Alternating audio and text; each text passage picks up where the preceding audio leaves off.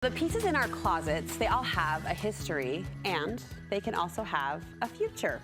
From worn out to revived, a few simple stitches can give forgotten fabrics a fresh look. Maker and upcycler Noelle Olpin is here to show us how we can reimagine our wardrobe and give clothing a second chance. Welcome back, sister. Hello. You always knock our socks off. I mean, no pun intended, as we're talking about, you know, new old clothes becoming new, but your brain sees things in such a creative, fun way, and you've got a few projects today that will help us do that too. Yes, I do. I'm going to spread the creativity, right? How are you feeling about this bow movement that won't go away? I know. I like it. Do you like it? Yeah, it's cute. It's like that accessory that can be used in so many different ways. Okay, speaking of accessory used in different ways, you say grab an old sweatshirt and sew a bow, right? Yes. This is adorable.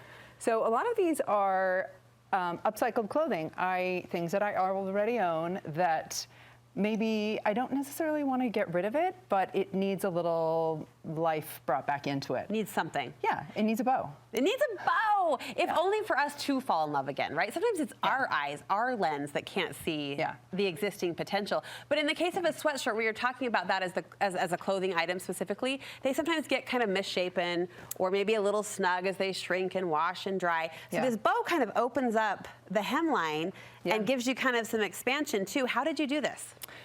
So this is the easiest project. It's just a couple of steps.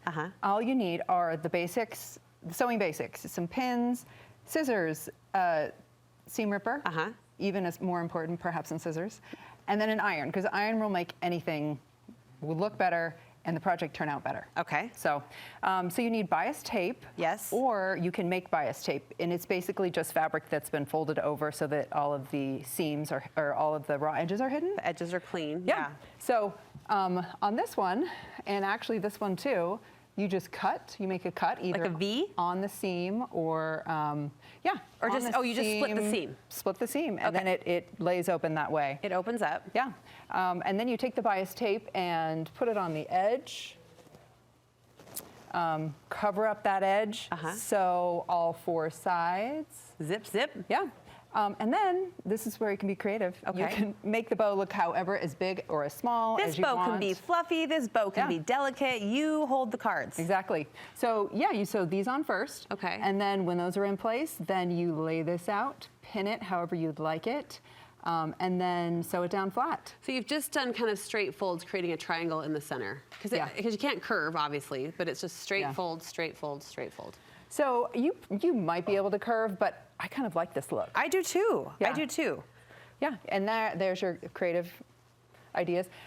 This can also be done with ribbon, like you can see on this blue shirt over here, where the application is in a flat spot. It's maybe a little bit more visible. Yeah. And if you use ribbon, it will lay a little bit flatter and I don't know, just have more of a seamless look to it, like it was meant to be there. I love this, a little pin, like a little sewn-on accessory right there. So grab an old shirt, grab a sweatshirt. This is the weekend project coming up that we all need.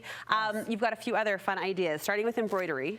Yes, so there's this movement these days called visible mending, where if you have to fix something, so you're going to upcycle something that's in your closet already, you don't just fix it and try and hide it, you make it obvious that it's been fixed. You show your work. Yes, show your work. So you could, I actually thrifted these. They are linen and they're already embroidered and ready to go. You thrifted these embroidered? Yeah, that's amazing. I think they're napkins. Oh yeah, Yeah, but you can cover a hole, or even if there's not a hole, and perhaps you just want a cute patch on your jeans somewhere. Yeah. Excellent reuse for something like this, that you're like, what am I gonna do with that? It's a reason to make a hole. Yeah, exactly. To celebrate the rip. Make a patch.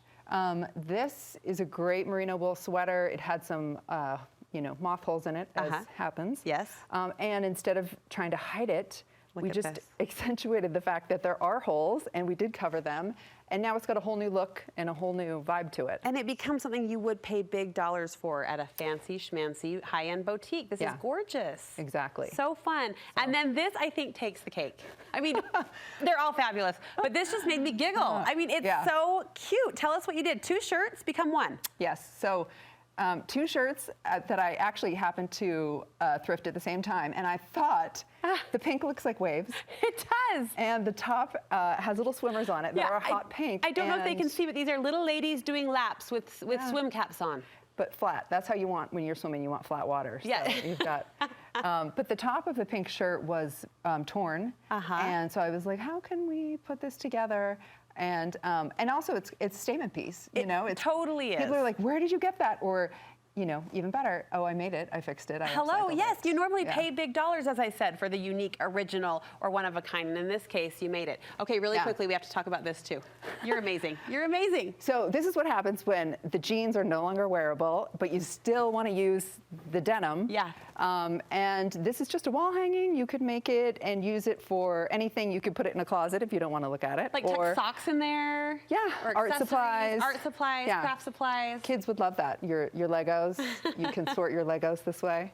But yeah, just a great, and I mean, it's beautiful. Denim is beautiful. It's part of our culture in every way. And yeah, I think it's a great, useful jeans. See, I love how you see things, denim as beautiful, but it is, right? It's culture. Yeah. It tells a story. Yeah, in all its shades. This is so cool. Put it in the back pocket. Put it right in the back pocket. Well, thank you so much. Yes. Where can we get more inspiration from you? Well, I will be at Beehive Bazaar. Yes, you will. Yes, so Beehive Bazaar in Provo. It starts on Tuesday. I can't believe it's already time for the bazaar. I know. That's crazy. I know. So we are back in Provo at a new location. We have a building now that's under renovation. Fantastic. Yes, on Freedom Boulevard, but we will be in a space called The Boulevard right next door to our building. All right.